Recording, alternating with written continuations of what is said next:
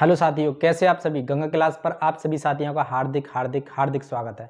साथियों, क्लास 9 और चैप्टर आपका 6 है और रेखाएं और कोण ये चैप्टर का नाम है। तो आज हम पढ़ने वाले हैं रेखाएं और कोण और इसके बारे में पूरी जानकारी लेते हैं। ठीक है, पहले चैप्टर को पूरा समझेंगे बढ़िया तरीके से।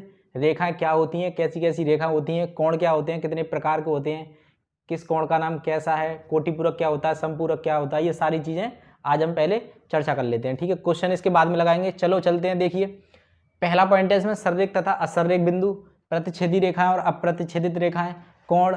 कोण के प्रकार हैं इसमें। कोण के प्रकार में सबसे पहला नीन कोण, समकोण, अधिक कोण, ऋज कोण, प्रतिवर्ती कोण, पूरक कोण या कोटिपूरक कोण। ठीक है, एक होता है संपूरक कोण। और भी इसमें कुछ चीजें आएंगी, पहले इतना समझ लीजिए। देखिए, ये सररेख तथा असररेख बिंदु क्या होते हैं तो मैं समझाता चल रहा हूँ, यहाँ पे आप समझते जाना। जो पहला पॉइंट है सररेख, या तो सररेख का मतलब होता है एक सीध में, यानी कि एक ही रेखा में। तो देखिए, अगर तीन बिंदु एक ही रेखा में हैं, एक सीध में हैं, जैसे ये तीनों बिंदु कैसे हैं, एक रेखा पर हैं, या फिर एक सीध में कह सकते हो। ठीक है, क्योंकि एक रेखा पे होंगे तो वो एक सीध में ही होंगे, क्योंकि रेखा एकदम सीधी होती है। तो इनको कहते हैं हम सररेख बिंदु। क्या कहते हैं इनको? कहते हैं हम सररेख बिंदु। क्या कहते हैं? सररेख बिंदु। और देखिए, इसी का उल्टा असररेख बिंदु क्या होता है कि ऐसे तीन बिंदु जो एक रेखा में ना हो। कहने का मतलब है एक बिंदु उस रेखा से कहीं ना कहीं हट जाएगा। ठीक है, तो इन्हें कहते हैं असररेख बिंदु। सररेख बिंदु हमेशा एक लाइन को ड्रॉ करेंगे, प्रदर्शित करेंगे, और असररेख तीन बिंदु एक त्रिभुज को बनाते हैं। ठीक है, एक त्रिभुज को बनाते हैं। क्लियर? पहला पॉइंट क्लियर। अगला देखिए, इसको मैं रफ करता हूं। पहला पॉइंट। दूसरा पॉइंट देखिए, ये होती है प्रतिच्छेदित रेखाएं। तो प्रतिच्छेदित रेखाएं साथ मैंने आपको पिछली क्लास में, पिछले चैप्टर में भी बताया था कि दो रेखाएं ऐसी जो एक दूसरे को किसी बिंदु पर काटती हों। ऐसी दो रेखाएं जो एक दूसरे को किसी बिंदु पर काटती हैं क्या कहलाती हैं? प्रतिच्छेदित रेखाएं कहलाती हैं।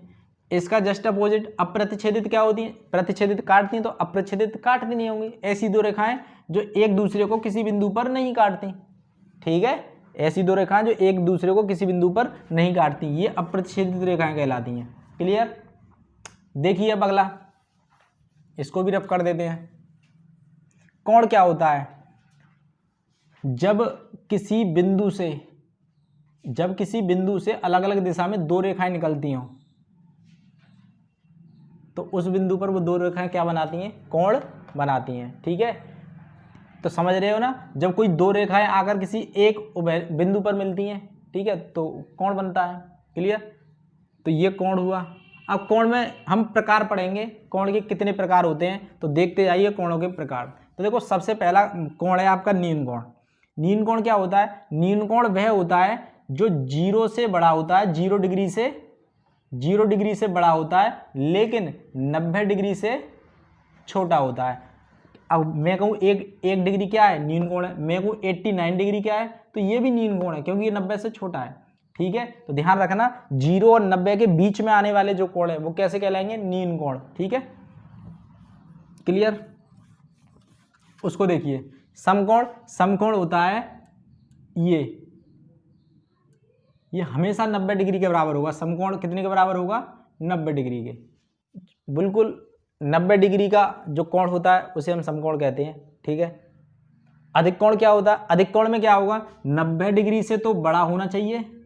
ठीक है, 90 डिग्री से बड़ा होना चाहिए और 180 डिग्री से छोटा होना चाहिए। 90 डिग्री से बड़ा हो और 180 डिग्री से छोटा हो, तो वो कोण क्या कहलाता है? अधिक कोण कहलाता है।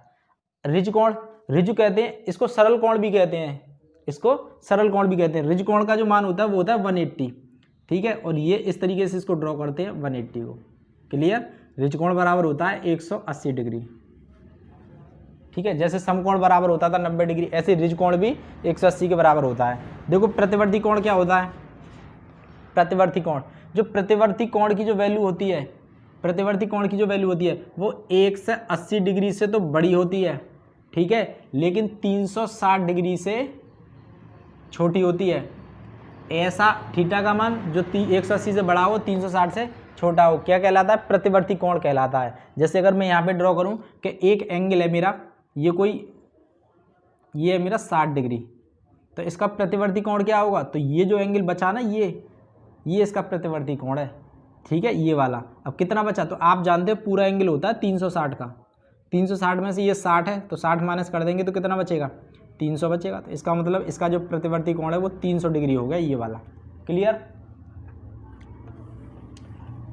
जो पूरक और कोटिपूरक कोण का क्या मतलब होता है, ऐसे दो कोण θ1 प्लस θ2, ऐसे दो कोण जिनका योगफल 90 डिग्री होता है, ऐसे दो कोण जिनका योगफल 90 डिग्री होता है क्या कहलाते हैं, पूरक कोण या फिर कोटिपूरक कोण कहलाते हैं। ठीक है, वो पूरक से भी पूछ लेगा और वो कोटिपूरक करके भी पूछ लेगा। अगर मैं जैसे कहूँ कि बताइए 30 डिग्री का पूरक कोण क्या होगा, पूरक कोण क्या होगा, तो 30 डिग्री का पूरक कोण निकालने के लिए आप उसे 90 में से घटा देना, आपको पूरक कोण मिल जाएगा।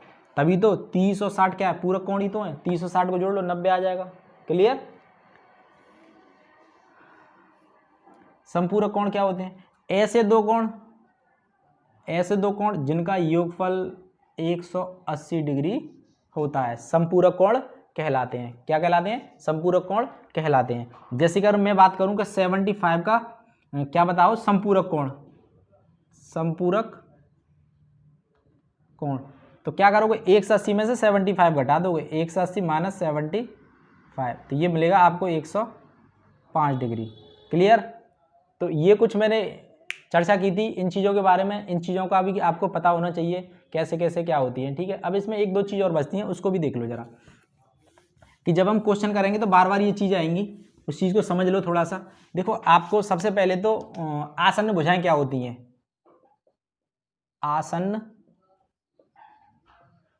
भुजाएं, आसन्न भुजाएं होती हैं तो आसन्न कोण भी होते होंगे, आसन्न कोण भी होते होंगे। ठीक है, एक सम्मुख कोण भी होते हैं।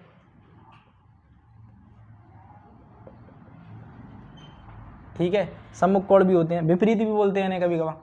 तो देखिए, देखो आसन्न भुजाएं क्या होती हैं, ऐसी दो भुजाएं जो आपस में मिली हुई हों किसी पॉइंट पे। जैसे अगर मैं बात करूं इसकी ए बी सी डी, तो इसमें ए बी है ना, ए बी आसन्न कौन कौन सी भुजाएं, ए बी बी सी के आसन्न है, ए बी बी सी ये दोनों आसन्न हैं, आसन्न भुजाएं। ठीक है, और मैं कहूं ए बी और ए डी है क्या, ए बी और ए डी भुजाएं है क्या आसन्न, तो बिल्कुल ये भी आसन्न भुजाएं क्यों है, क्योंकि ए बी ए डी से जुड़ी हुई है ना। तो ऐसी दो भुजाएं जो आपस में जुड़ी हों वो आसन्न भुजाएं कहलाती हैं। ये इसके आसन्न है, ये इसके आसन्न है, ये वाली इसके आसन्न है, ये वाली इसके आसन्न है। लेकिन मैं कहूँ ये इसके आसन्न है, नहीं होगा, ये इसके आसन्न है, नहीं होगा। क्यों नहीं होगा, क्योंकि ये आपस में जुड़ी नहीं है किसी उभयनिष्ठ बिंदु पे। ठीक है, उभयनिष्ठ पॉइंट होना चाहिए। ऐसे ही आसन्न कोण होता है, आसन्न कोण का मतलब है ये दो भुजाओं से जुड़ा हुआ कोण आसन्न कोण कहलाता है। या फिर ऐसा कर लो, ये दोनों आसन्न कोण होंगे, एक ही भुजा से लगे हुए होंगे ये दोनों। ठीक है, ये आसन्न कोण होंगे, ये दोनों आसन्न होंगे, ये वाले इसका आसन्न होगा, ये वाला इसके आसन्न कोण होगा। क्लियर।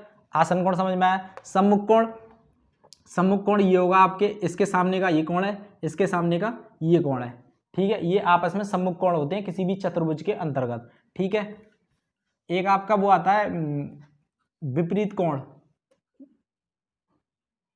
विपरीत कोण। जैसे इसके विपरीत कौन सा है, ये, इसको हम सम्मुख भी कहते हैं। चलो इसको तो आप इसी से ध्यान रखना। ठीक है, ये जब आते हैं तो हमको ये चीज़ों की ज़रूरत पड़ती है। ठीक है साथियों, अब इसमें और ज़्यादा समझाने का है नहीं है कुछ फिर सीधे हम क्या करेंगे, इसके क्वेश्चन करेंगे। ठीक है, तो आज तो केवल हमने इतना समझाया है, अगली क्लास में इसके क्वेश्चन लेते हैं। क्लियर। ठीक है साथियों, तो इनके बारे में थोड़ा सा रिवाइज कर लेना। ठीक है, इसमें ज़्यादा कुछ है नहीं है। क्लास को ज़्यादा से ज़्यादा लाइक और शेयर कर देना, जिससे कि और साथी इससे जुड़ सकें। नए साथी चैनल को सब्सक्राइब करना। ठीक है, क्लास को समाप्त करते हैं। धन्यवाद।